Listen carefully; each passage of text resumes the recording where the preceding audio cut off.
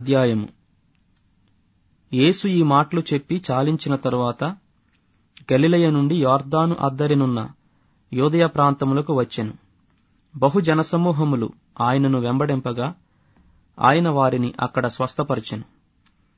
పరిసయ్యులు ఆయనను శోధింపవలనని ఆయన యొద్దకు వచ్చి, ఏ హేతువు చేతనైనను పురుషుడు తన భార్యను విడనాడుట న్యాయమా అని అడుగగా, ఆయన, సృజించినవాడు ఆది నుండి వారిని పురుషునిగాను స్త్రీనిగాను సృజించిననియు, ఇందునిమిత్తము పురుషుడు తల్లిదండ్రులను విడిచి తన భార్యను హత్తుకొనును, వారిద్దరును ఏక శరీరముగా ఉందురని చెప్పెననియు మీరు చదవలేదా?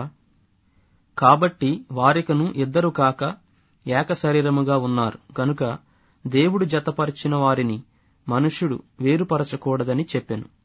అందుకు వారు, అలాగైతే పరిత్యాగ పత్రికనిచ్చి ఆమెను విడనాడుమని మోషే ఎందుకు ఆజ్ఞాపించెనని వారాయనను అడుగగా, ఆయన, మీ హృదయ కాఠిన్యమును బట్టి మీ భార్యలను విడనాడ మోషే సెలవిచ్చెను గాని ఆది నుండి అలాగు జరుగలేదు.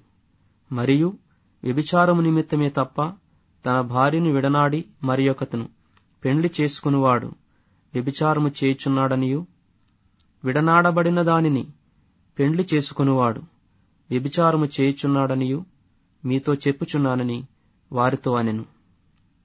ఆయన శిష్యులు, భార్యాభర్తలకుండు సంబంధము ఇట్టిదైతే పెండ్లి చేసుకునుట యుక్తము కాదని ఆయనతో చెప్పిరి.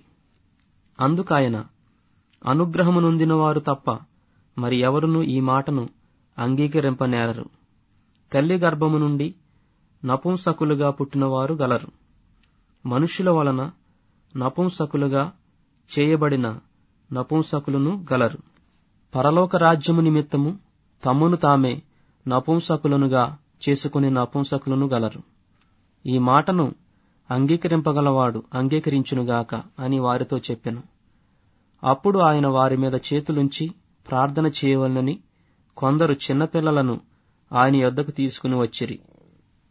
ఆయన శిష్యులు తీసుకుని వచ్చిన వారిని గద్దింపగా, యేసు, చిన్నపిల్లలను ఆటంకపరచక వారిని నా యొద్దకు రానీయుడి, పరలోక రాజ్యము ఈలాటి వారిదని వారితో చెప్పి వారి మీద చేతులుంచి అక్కడి నుంచి లేచిపోయెను.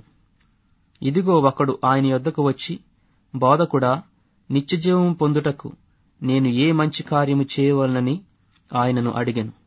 అందుకాయన, మంచి కార్యమును గూర్చి నన్నెందుకు అడుగుచున్నావు? మంచివాడొక్కడే. నీవు జీవములో ప్రవేశింపగోరిన ఎడల ఆజ్ఞలను గైకొనుమని చెప్పెను.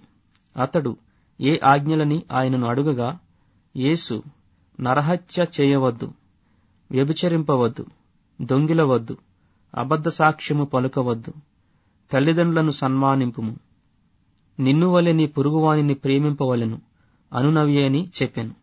అందుకు ఆ యవనుడు, ఇవన్నీయు అనుసరించుచునేయున్నాను, ఇకను నాకు కొదువ ఏమని ఆయనను అడిగెను.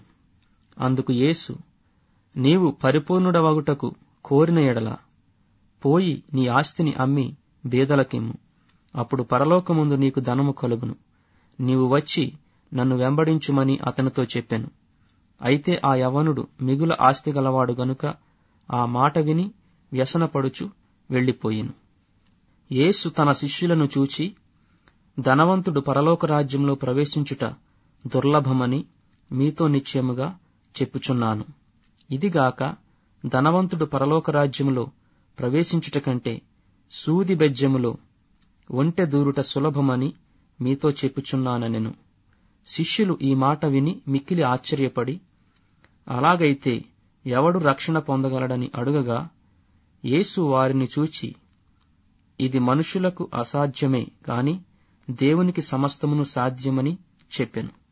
పేతురు, ఇదిగో మేము సమస్తమును విడిచిపెట్టి నిన్ను వెంబడించితిమి గనుక మాకేమి దొరుకునని ఆయనను అడుగగా, యేసు వారితో ఇట్లనెను, ప్రపంచ పునర్జననమందు మనుష్య కుమారుడు తన మహిమగల సింహాసనము మీద ఆసీనుడై యుండునప్పుడు నన్ను వెంబడించిన మీరును 12 సింహాసనముల మీద ఆసీనులై ఇశ్రాయేలు 12 గోత్రముల వారికి తీర్పు తీర్చుదురు. నా నామము నిమిత్తము అన్నదమ్ములనైనను అక్క చెల్లెండ్రనైనను తండ్రినైనను తల్లినైనను పిల్లలనైనను భూములనైనను ఎండ్లనైనను విడిచిపెట్టిన ప్రతివాడును 100 రెట్లు పొందును. ఇదిగాక నిత్య జీవమును స్వతంత్రించుకొనును. మొదటివారు అనేకులు కడపటివారగుదురు, కడపటివారు మొదటివారగుదురు.